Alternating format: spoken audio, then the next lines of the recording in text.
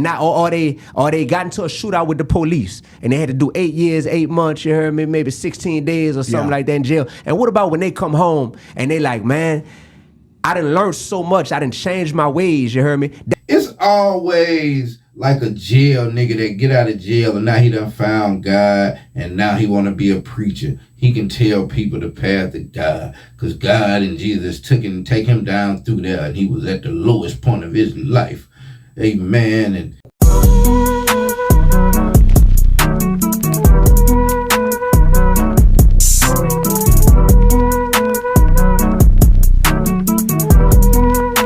what it do with the business is, people? It's your boy That Way with Jack Travis. Jack Travis, to be precise. You know how we do. You know how we doing it, man. Back in this thing. Gang, you understand me, man? Before we get going, man, please like and subscribe to this content if you like what I'm doing. I'm getting close to some little levels where I'm trying to get to, but I'm not quite there. So, you know, all participation is participation. Participation is welcome, man. You know what I'm saying? Interaction is welcome. The topic we got today, man, I guess you can kind of look at this as like a no good deed goes unpunished. You know what I'm saying? Now, I got a little bit of history with this individual as far as in the music game. You know what I'm saying? I ran across him some years and years ago trying to do a little collab. I ran across his management when I was first getting my 10 toes down in this thing. You understand me, man?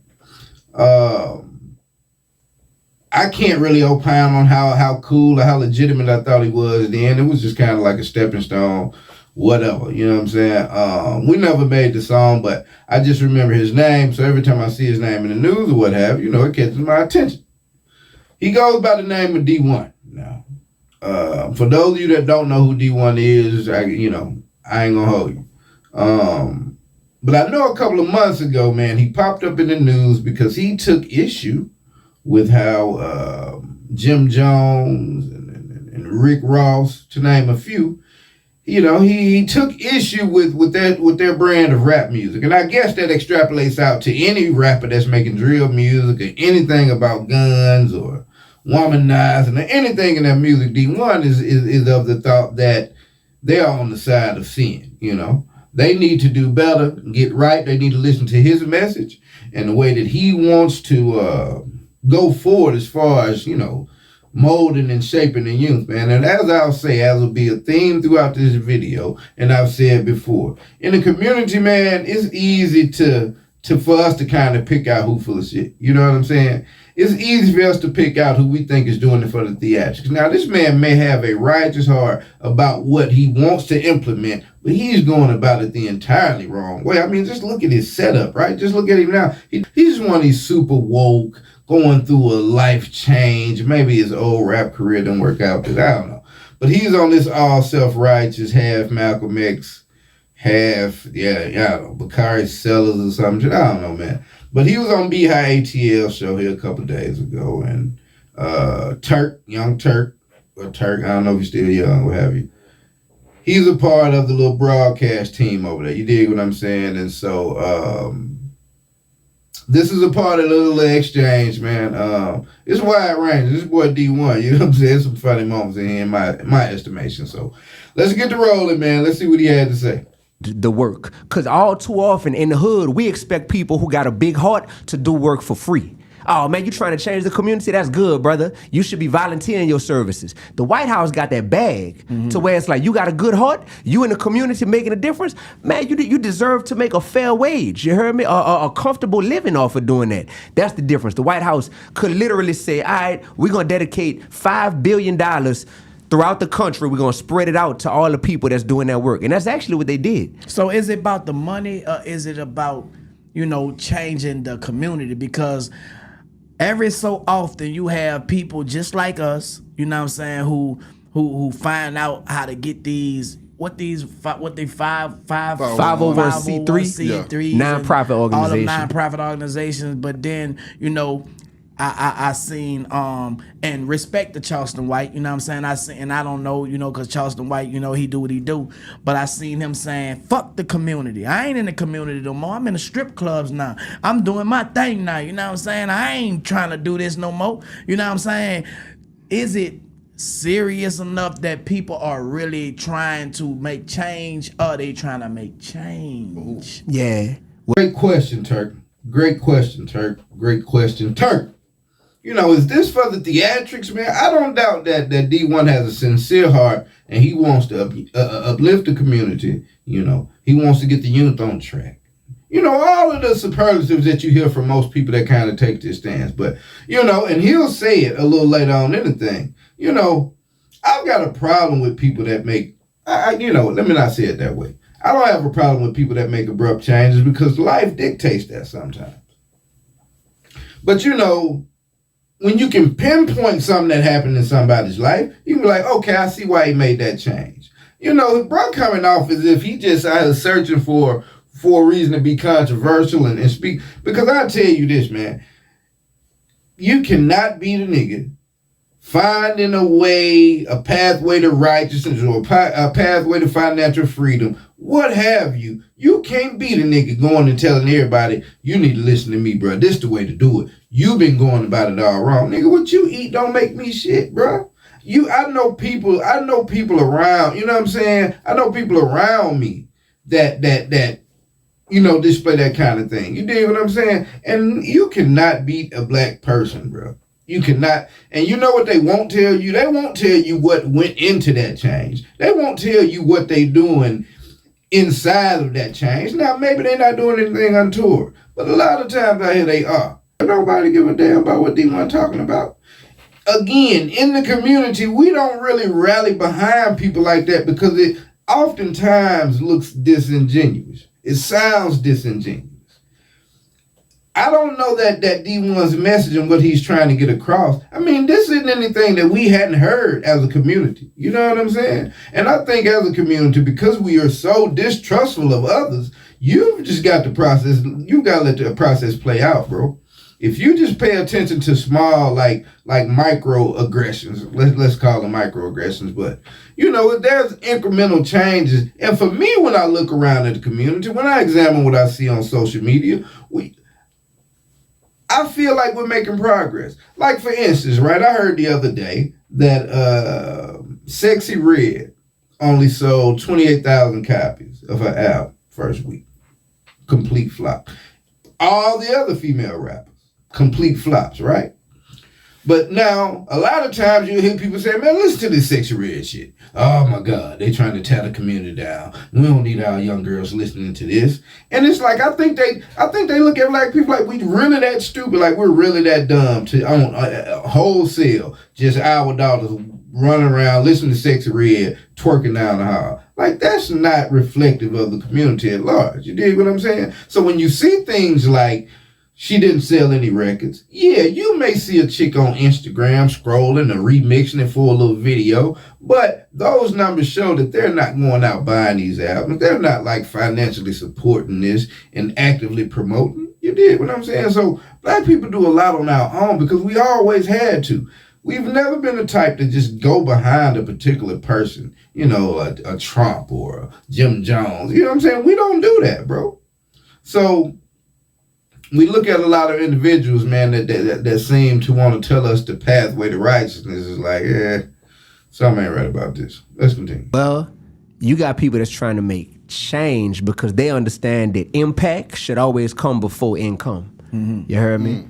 It's that simple in life, brother. Like, some people realize that the greatest gift you can give to this world is to positively impact somebody's life so that now, like Tupac said, I might not change the world, but I guarantee you I'm going to spark the brain of the person that will change the world. Mm-hmm. When Tupac died, he wasn't no 100 millionaire. He might not even had $1 million to his name, but you can't tell me he ain't make change, even if he wasn't making all the change. I ain't gonna hold you, my nigga. I fuck with Pac long way, strong way. But nigga, Pac ain't make no change out here, bro.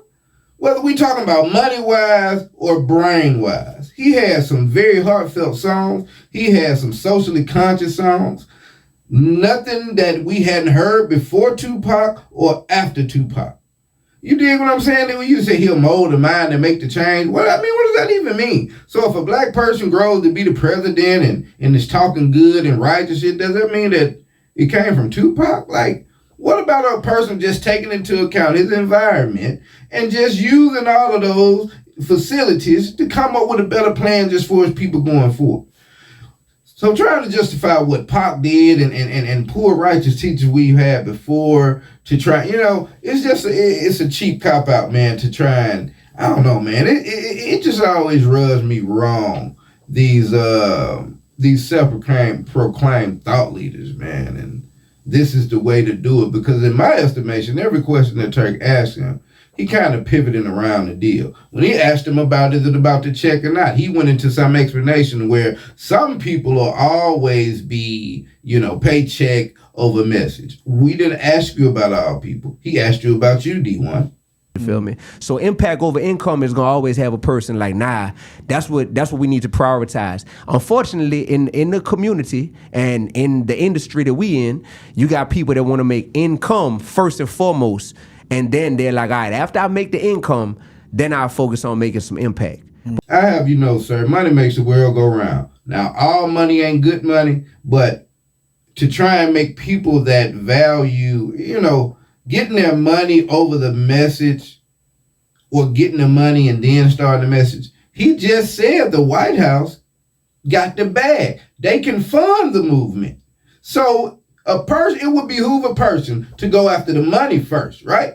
Go after the money, and then you can make a movement.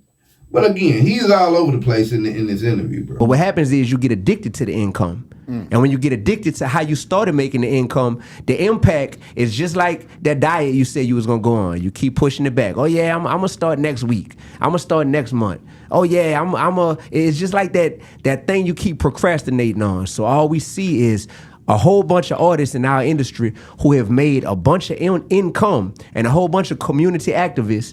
I hate what you just said about Charleston White, bro. That dude really said that? He said That's that. horrible, he said that, bro.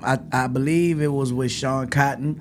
And, I respect Charleston White. There's no disrespect to him, but I just wanted to, make a comparison to what our people be doing when they find out there's a check involved, you know what I'm saying? Because we come from poverty, bro, you know what I'm saying? And, I think some of us like to get in those high places to get those checks, you know what I'm saying? And it don't be real, man, you know what I'm saying? So how do we know when it's real from when it's fake, you know what I'm saying? And it's all about that bad. Only God is going to know the heart. God is going to be able to judge the heart. Nigga, what God got to do? You see, every time Turk hit him with a question, he backing out. He said, how do we know if it's real or if it's fake? We talking about you, D1. We're not talking about a married band of misfit, poor righteous teachers out here in the world and we don't know what they doing. You sitting there talking this shit about this is the way to do it. Look at the moves I'm making. Turk said, how do we know if it's real or if it's fake? This nigga said, well, God, Jesus gonna know the heart.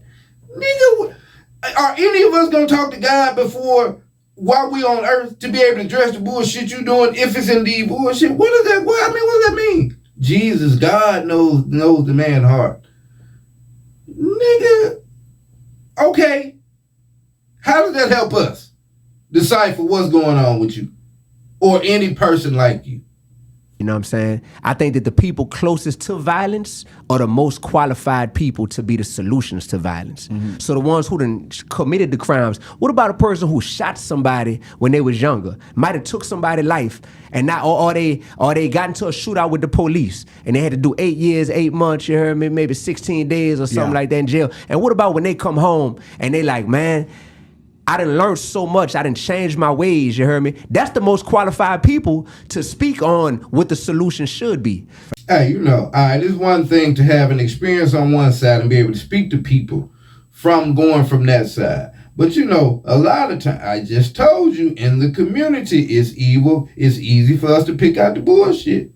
Now, you know what irks me like in the community? It's always like a jail nigga that get out of jail and now he done found God and now he want to be a preacher. He can tell people the path of God because God and Jesus take him down through there and he was at the lowest point of his life. Amen. And he brought me up out of this place. Amen. And I'm here to, nigga, you here to make some money because you a felon. You can't get no real job. And come out with some muscles and a clean haircut. 75, 85% of the women out the neighborhood, because they single as hell, want a man, they gonna be one of your church goers. Let's be honest now. Are all preachers full of shit? No, they're not. Is it easy to point out many instances where they are? It is. And again, man, nothing irks me more than he come out of jail and I hear preach. He done found God. You know, I know somebody that fits that description, man. And, you know, I hold them to the same standard. So I don't agree that those are the best people. Now, I guess if a person hadn't been through it, they can't tell you about it. But there's no part of being a criminal and being on the other side that should lead you to God and Jesus. A righteous person that's doing things right throughout their life should be able to tell you how to do things right. It shouldn't take a guy that's done all the wrong things and now has no other place to turn, but now he's the one to tell you. So I feel like, man, it's a blessing when you got people that's close to the streets that want to be the solution, but them people don't deserve to be out there hurting and starving. Just, man, peace and positivity is profitable. Yeah. And when we could show that to a 12-year-old, he'd be like, wait, what? Peace is profitable? Oh, well, I'm going to choose peace. I don't want to choose chaos and violence. Facts. But we got to be able to show them that. And I'm a person who, I'm just like, yo, I'm going to let the success speak for me. I never wanted to show that I'm making money based on the jewelry I got on. I don't mind wearing fake jewelry, me. Mm-hmm. I don't care about wearing fake jewelry. That don't make me no less of a made man. That don't make me no less of a person making impact in this world. Definitely don't make me no less of a dope rapper. You heard me? Like, we just gotta look at what our priorities are, man, as grown men. Because your priorities when you was a teenager shouldn't still be your priorities when you're in your 40s and your 50s, in my opinion. Mm-hmm. New album loaded, though, sir. Yeah. Project Pat. Yes, sir. Fredo Bang. Yes, sir. How do we make these collabs happen, Bang? I like what B-High doing right here. I think B-High's he playing in his face a little bit, but I'm liking it. You dig what I'm saying? New album coming out. He's got a collab with Project Pat, Fredo Bang. Now, again, I would discredit no man for making a righteous change in his life. But nigga, if you know anything about Project Pat and Fredo Bang, it don't get much gangster, it don't get much hood, it don't get much more degrading to women. It don't get much more than that. But he's done a song with him. Let's hear his explanation why. Man, authenticity opens doors that money and talent can't open. You heard me? So when you just authentic, bro, you'll have people, bro. The Uber driver who brought me over here to this interview right now, I get in the car with dude, he start to flipping out, bro, talking about, man, this how I know God is real. You heard me? And he's sitting here telling me his testimony about what all he going through and how my music done blessed him so much and all that. Crazy. Man, authenticity have you out here reaching and impacting people that you didn't even know you was on their radar. That's right. The way a Project Pat collaboration comes about is real recognize real. I see Project Pat in the prisons now. I see Project Pat doing work, getting people saved. They giving their life to Christ because of Project Pat. Yeah. Project Pat look at me and see this young brother is a disruptor. This young brother is kicking that real. He could really spit and he fearless and he keeping God first everywhere he go. And that forms a connection. Next thing you know, it forms a hit record. We got a record called All Glory to God. That mug crazy. All Glory to God from Project Pat. Boy, you got a head. Come on, man. You gonna trip out. I'm gonna play it for you before we leave out of here today. So Fredo Bang come from, banging, you know what I'm saying? And for the youngsters that listen to Fredo Bang and they hear Fredo Bang on a record with you and they say, I thought he was about peace, but they see Fredo Bang as they see Fredo Bang. How do you explain that to a youngster that don't understand you doing a record with a Fredo Bang? I was Fredo Bang's middle school teacher. So if I wouldn't do a record with a Fredo Bang, I have failed as a mentor. Now, I haven't heard this record, and I ain't gonna hold you. I probably won't hear this record. So maybe it's like a church hymnal type deal. You know what I'm saying? Or maybe they doing they back and forth, ping off. But it's a weird combination. But he's about to go on to explain that he was Fredo Bang's 8th grade teacher. It struck me as odd, but then I looked into the age gap and I'm like, well, yeah, it's possible. But his explanation as to why he did a song with him, it doesn't fit to me. It would actually sound like you failed as a mentor, unless you wasn't on this shit back when you was the 8th grade teacher. Because if you were, Fredo Bang went on to continue to be a banger, but I guess you don't care. You still do a song with him. I guess because you used to be his teacher, he get the pass. But looks like your mentor skills may have lacked. You dig what I'm saying, bro? Went on to still be a banger. He ain't switched up his code yet, so I don't know. Y'all tell me what you think he think or whatever the fuck. Let's go. I have failed as a big dog in his life. He look at me as a big bro. So regardless of mistakes he done made, jail time he done did, any of that stuff, I should never turn my back on him. And one way to continue to build our relationship, we FaceTime, we talk, we do all that stuff. But another way to strengthen that bond is when I'm in Miami, you heard me? Sure, I pulled up on him, we hop in the lab, and we create this record that is true to his brand. He ain't on there trying to sound like D1, and true to my brand. I ain't on there trying to sound extra street and extra gangster. The record is called I Apologize, you know what I mean? Banger, bro. And man, when people hear it, like, I just realized God created me to be a bridge in this world. Because there are too many people that's on opposite sides, Democrats and Republicans, black and white, the streets and the college. We got independents too. We definitely got independent. I'm independent. Kennedy. Yeah, look, he gonna plug it. Yeah, all the time. Man. You did. Yeah. So we got these people who, we all human beings, but we temporarily forget that we human beings, and we just look at what's different about us, right? And I'm like, dang, God, you really created me to be that bridge. But Listen, man. Again, bro, it's such a thing as taking yourself too seriously out here. You may truly feel that God put you here to be a bridge.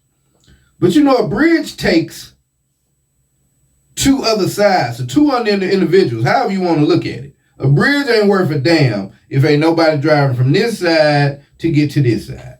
You understand what I'm saying? So yeah, you could be a bridge. You could be laid out there as a bridge like this. But if no one is saying, hey, I'd like to cross that bridge to get to the other side of what's being offered on the other side of that bridge, then what's the point? You can't designate yourself. See, this is the problem. You don't designate yourself as a poor righteous teacher. You dig what I'm saying? You just be you. You do what you do, and the people give you these definitions. The people make you out to be someone who we feel like we can have faith in and we can follow.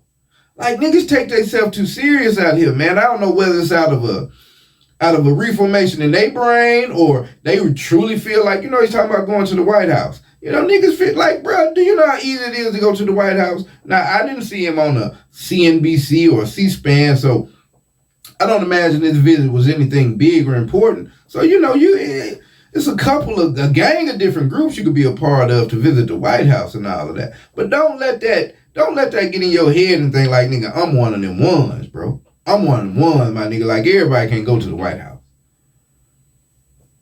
True. Everyone don't want to go to the White House. Everyone doesn't have a reason to go to the White House. Why are you at the White House?